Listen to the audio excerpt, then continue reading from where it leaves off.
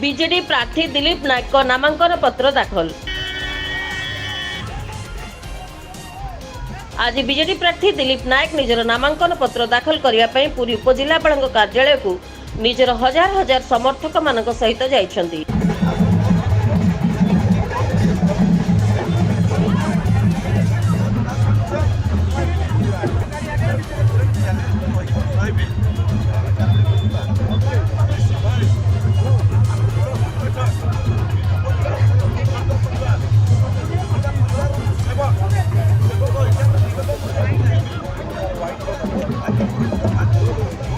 निर्वाचन रे नवीन पट्टनायक को षष्ठ थर मुख्यमंत्री करने सह निमापड़ा निर्वाचन मंडली रे जोड़ी शंख को जिताइबा भोटर को निवेदन करिसेंति।